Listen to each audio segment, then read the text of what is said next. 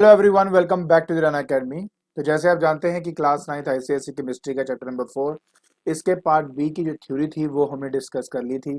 आज के लेक्चर के अंदर हम उसके जितने भी क्वेश्चन आंसर हैं उनको डिस्कस करने वाले हैं।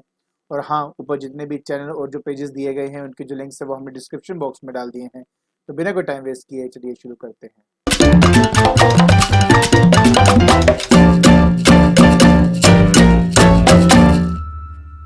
तो देखिए बेटा, सबसे पहला क्वेश्चन आपका है कि how do atoms attain noble gas configuration. देखिए, पहले तो आप ये समझिए कि नोबल गैस कॉन्फ़िगरेशन होता क्या है। अगर किसी एटम के अंदर, मान लीजिए ये मेरे पास एक न्यूक्लियस है एंड इसके पास एक ही शेल है, और एक और न्यूक्लियस है मेरे पास, उसके पास एक से ज़्यादा शेल है। तो अगर एक शेल है तो आउटरमोस्ट शेल में 2 इलेक्ट्रॉन्स होने चाहिए, और अगर एक से ज़्यादा शेल है तो आउटरमोस्ट शेल के अंदर 8 इलेक्ट्रॉन्स होने चाहिए। तो जिनके आउटरमोस्ट शेल में 8, या अगर एक शेल है तो 2, वो उस कॉन्फ़िगरेशन को बेसिकली नोबल गैस कॉन्फ़िगरेशन कहा जाता है। अब ऐसा तो नहीं है कि सारे एटम्स के अंदर ऐसा ही होता है, बिल्कुल नहीं। पर ऐसा करने के लिए या तो वो इलेक्ट्रॉन को आपस में शेयर करते हैं या तो ट्रांसफर करते हैं। जो अपना इलेक्ट्रॉन दे देता है that becomes a positive charge, and जो इलेक्ट्रॉन को रिसीव करता है that become a negative charge, और उससे आयंस क्रिएट होते हैं। और उन्हीं ऑपोजिट आयंस के बीच में फोर्स जनरेट होती है, वैसे तो कूलम्स फोर्स कहते हैं उसको। उस फोर्स ऑफ अट्रैक्शन की वजह से इनके बीच में बॉन्ड क्रिएट होता है, जिसको chemical bond and specifically ionic bond हम क्या देते हैं। एंड सिमिलरली नेक्स्ट जो वीडियो आएगी वो कोवलेंट बॉन्ड के ऊपर होगी, एंड उसमें sharing of electron take place करते हैं, कैसे करते हैं वो सारी बातें हम स्टडी करेंगे। बट अभी के लिए मैं ये बता देता हूँ कि जब हम बात कर रहे हैं नोबल गैस कन्फिग्रेशन की, तो उसको पाने के लिए या तो हम इलेक्ट्रॉन का ट्रांसफर करते हैं या तो शेयरिंग करते हैं। क्लियर। नेक्स्ट क्वेश्चन आता है डिफाइन द इलेक्ट्रोवेलेंट बॉन्ड। तो मैंने आपको पहले ही बताया था कि मेरे पास एक, मान लेते हैं जैसे सोडियम है, ठीक है, 11 नंबर, क्लोरीन है 17 नंबर, 281 इसकी इलेक्ट्रॉनिक कन्फिग्रेशन, 287 इसकी इलेक्ट्रॉनिक कन्फिग्रेशन।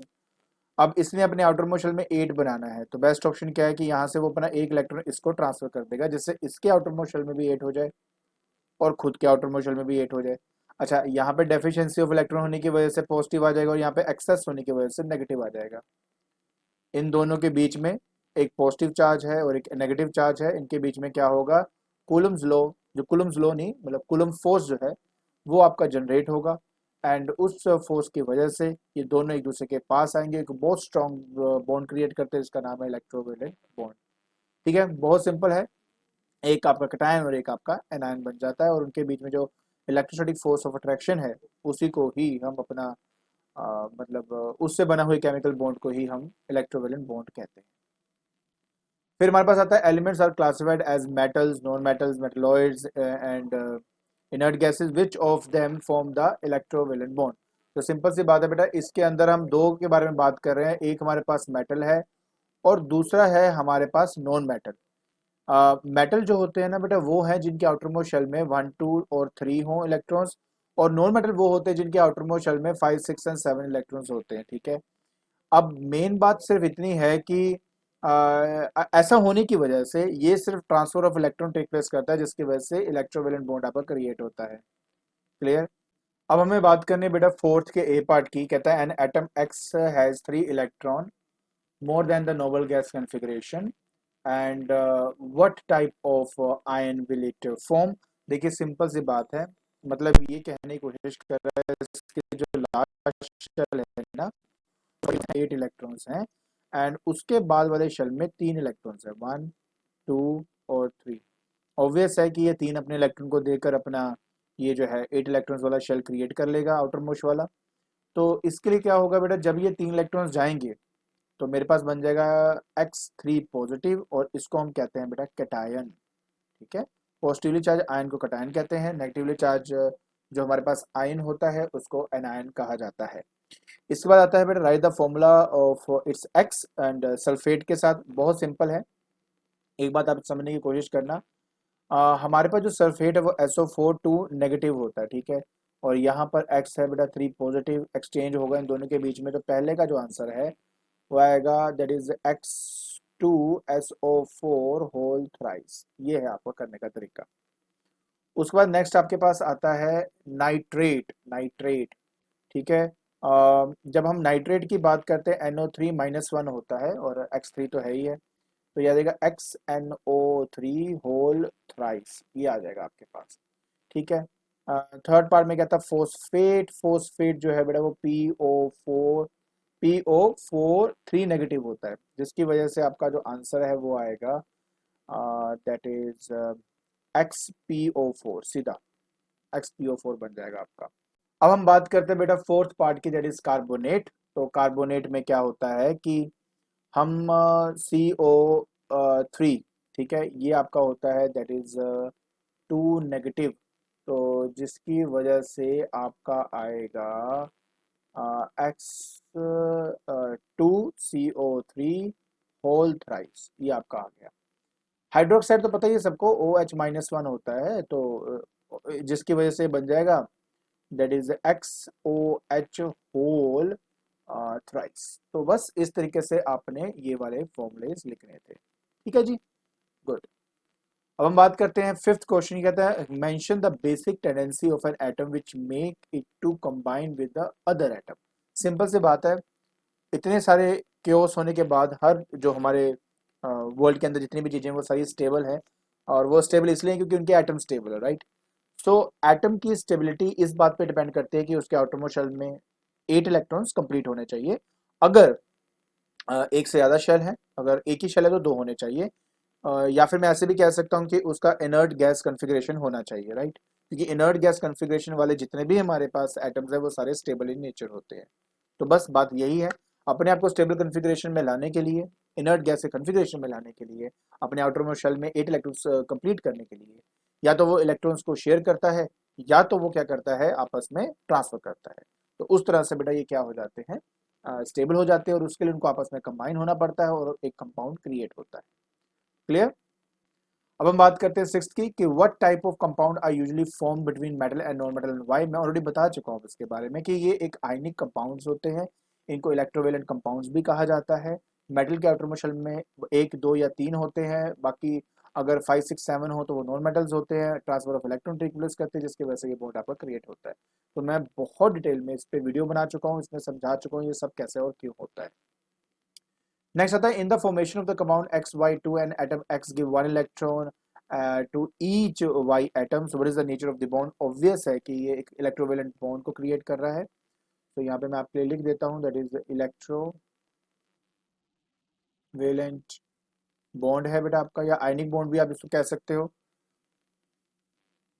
ऑर्बिट स्ट्रक्चर की बात करें, देखिए अब ये मुझे नहीं पता एग्जैक्टली कि उसके आउटर मोस्ट शेल में, ये तो मुझे पता है आउटर मोस्ट शेल में एक ही इलेक्ट्रॉन है, बट उसका ये भी मुझे पता है कि उसके इनर शेल के अंदर 8 इलेक्ट्रॉन्स होंगे, बट उसके इनर कितने होंगे वो नहीं पता क्योंकि इसमें नंबर नहीं बताया हुआ। सो बेस्ट पॉसिबल तरीका तो यही है कि हम एक न्यूक्लियस बनाएं, जैसे एक्स का बनाया, इसमें 2 शेल आप बना दीजिए, ठीक है, 2 बना दीजिए। यहाँ पे 1, 2, 3, 4, 5, 6, 7 एंड 8, और इसमें सिर्फ एक अपना शो कर दीजिए, ठीक है। एंड यहाँ पे y जो है, अब इसके आउटरमोस्ट शेल में यहाँ पे बोला है कि 1 इलेक्ट्रॉन देता है टू ईच y एटम। इसका मतलब ये हुआ इसके आउटरमोस्ट शेल में 7 इलेक्ट्रॉन्स होंगे, और उसके नीचे वाले में 8 होने ही चाहिए, तभी नेक्स्ट वाले में 7 होंगे आपके। So what I am going to do is, मैं यहाँ पर y पहले बनाता हूँ y, और इसमें बनाऊंगा 1 और 2, इस वाले में 1, 2, 3, 4, 5, 6, 7 एंड 8, और यहाँ पे 7 दिखाऊंगा, 1, 2, 3, 4, 5, 6 एंड 7, ठीक है। सिमिलरली यहाँ पे भी बनाएंगे 1 एंड 2, एंड यहाँ पे आ जाएगा मेरे पास क्या आ जाएगा, 1, 2, 3, 4, 5, 6 एंड 7, 1, 2, 3, 4, 5, 6 एंड 7 एंड 8, ठीक है जी। अब अपना क्या करेगा बेटा, ये ध्यान से देखना जो मैं करने जा रहा हूँ यहाँ पे। यहाँ पर अपना एक इलेक्ट्रॉन ये देता है, ठीक है ना, तो इसका मतलब क्या हुआ हमारे पास, अच्छा अच्छा, क्योंकि उसमें मतलब एक एक इलेक्ट्रॉन दोनों को देता है, इसका मतलब है इसके पास 2 इलेक्ट्रॉन है, यस। तो अपना वो 1 इलेक्ट्रॉन देगा इसको, ठीक है, एंड एक इलेक्ट्रॉन देगा इसको। ये MgCl2 की तरह बना है आपका एग्जैक्टली ठीक है, जिसकी वजह से क्या होगा कि जो मेरा एक्स वाला है इसके ऑटोमेशन में 8 कंप्लीट कर देते हैं। ठीक है, 8 कंप्लीट कर दो, 1 2 3 4 5 6 7 एंड 8 ब्रैकेट के अंदर रख के ऊपर लिख दो 2 पॉजिटिव, बात खत्म। ये आपने करा एंड यहाँ पर आप क्या करेंगे, वाई ऐसे करो, 2 वाई ले लो ना अपने, 2 हैं आपके वाई। ठीक है, और इसके भी, इसके अब आप कर दीजिए 8 कंप्लीट। नहीं 8 तो आपके रहेंगे, 1 2 3 4 5 6 7 एंड 8। एक और आप इसमें शेल बनाएंगे। ठीक है, शेल बना के अब इसमें 8 कंप्लीट कर दो, 1 2 3 4 5 6 7 एंड 8 ब्रैकेट को कर दो यहाँ से आराम से बंद, ऊपर आप -1 का निशान लगा दो। ये आपने करना है। ठीक है, सो ये है बेटा आपका, that is orbit structure of this compound XY2। ठीक है, तो इस तरह से आपने इसको करना था। अब ज़्यादा से ज़्यादा इसमें आप ऐसे कूलम फोर्स बीच में दिखा सकते हो अगर आप चाहते हो, तो अदरवाइज ठीक है, कंप्लीट है आपका। नेक्स्ट है, an atom X has a configuration of 287, it combines with Y having one electron in its outermost shell।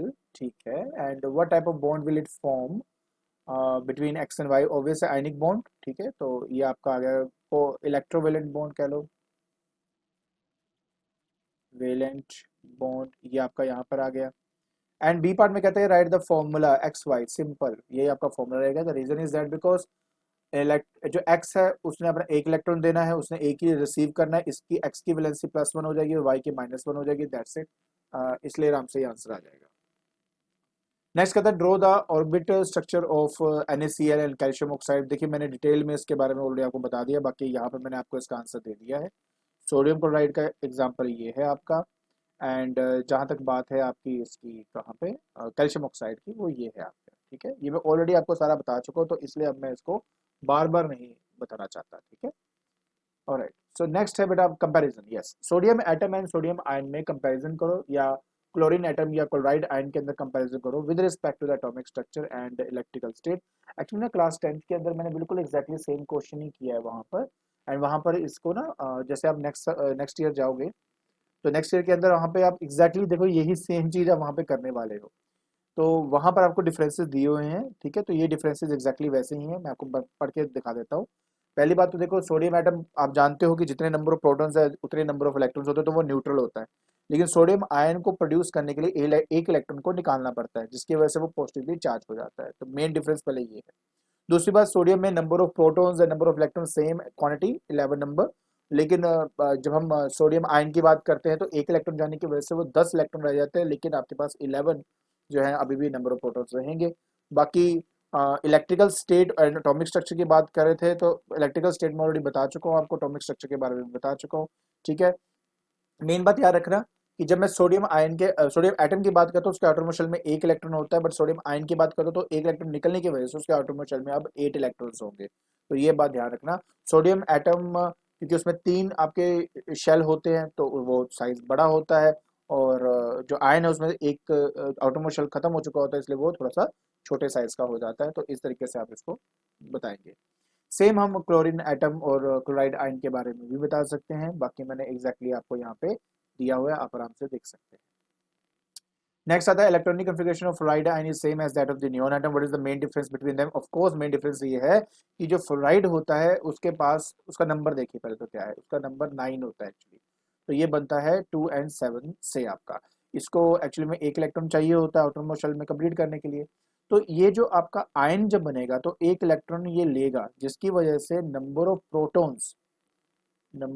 Proton अभी भी आपका 9 ही है, बट नंबर ऑफ इलेक्ट्रॉन बढ़ जाते हैं, नंबर ऑफ इलेक्ट्रॉन इसमें 10 आ जाते हैं, जिसकी वजह से F-1 इस पे क्या आ जाता है, चार्ज आ जाता है।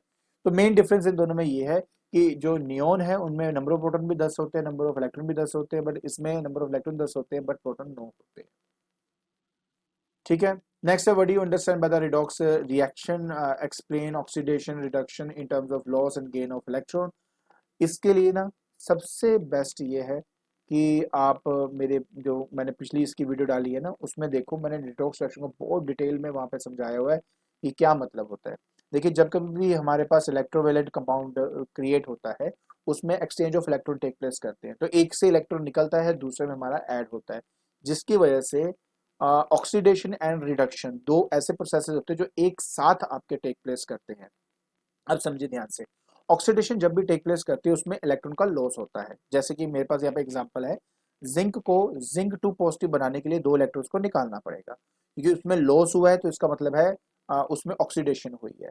रिडक्शन एक ऐसा प्रोसेस होता है जिसके अंदर एडिशन ऑफ इलेक्ट्रॉन्स होता है, जैसे कि Cu2 पॉजिटिव है, अगर उसमें 2 इलेक्ट्रॉन ऐड हो जाएंगे तो वो आपका Cu बन जाएगा। और ऑक्सीजन की टर्म में बोला जाए तो ऑक्सीडेशन के अंदर ऑक्सीजन की एडिशन होती है, रिडक्शन में ऑक्सीजन जो है वो आपका जाता है। तो ये ऑक्सीडेशन और रिडक्शन की कहानी है, मैं डिटेल इसके बारे में बता चुका हूँ। ठीक है, ठीक है। अब नेक्स्ट देखिए यहाँ पे क्या दे रहा है, कहता है कि पोटेशियम है, आपके पास क्लोरीन है, कंपाउंड है, कहता है उसकी ऑक्सीडेशन बताओ, रिडक्शन बताओ, ऑक्सीडाइजिंग एजेंट बताओ, रिडक्शन रिड्यूसिंग एजेंट बताओ। तो देखिए बहुत ही सिंपल है, मैंने कहा ना मैं इसकी कई एग्जांपल दे चुका हूँ। जैसे पोटेशियम क्लोराइड है तो 2KCl बन जाएगा। ऑब्वियस है पोटेशियम अपने आउटर मोस्ट शेल से इलेक्ट्रॉन को निकाल लेगा, क्योंकि इसमें से इलेक्ट्रॉन निकल रहा है तो ऑक्सीडेशन हो रही है आपकी, और इसमें इलेक्ट्रॉन ऐड होंगे तो क्या हो रहा है, इसमें रिडक्शन हो रही है। मेरा जिसमें ऑक्सीडेशन होती है ना वो खुद अच्छा रिड्यूसिंग एजेंट होता है, और जो जिसमें रिडक्शन होती है वो खुद अच्छा ऑक्सीडाइजिंग एजेंट होता है। तो ये डिफरेंस है दोनों में, प्लीज इस बात को समझिए। ठीक है, तो ऑक्सीडाइजिंग एजेंट के अंदर आपका वही क्लोरीन वाला ले लिया, और रिडक्शन रिड्यूसिंग एजेंट के लिए आपका पोटेशियम वाला ले लिया। बाकी हमने बहुत डिटेल में इसके बारे में आपको समझाया हुआ है। आई होप आपको ये जो क्वेश्चन आंसर है ये समझ में आ गए होंगे। ठीक है, तो आज के लेक्चर के अंदर हमने एक्सरसाइज 4D के जितने भी क्वेश्चन आंसर थे वो हमने डिस्कस कर लिया है। क्वेश्चन आंसर करने से पहले सबसे बेस्ट होता है कि जो वीडियो डाली गई है इससे जस्ट पहले वाली, उसको अच्छे से जरूर देखना, बिकॉज उसके बाद आपको ये क्वेश्चन आंसर बहुत ही सिंपल लगेंगे, आपको लगेंगे तो हम तो खुद ही कर लेंगे अपने आप ही। ठीक है, और अगर आपको मेरी वीडियो पसंद आ रही है तो please like it, share it and subscribe it. आज के लिए बस इतना ही। Thank you so much.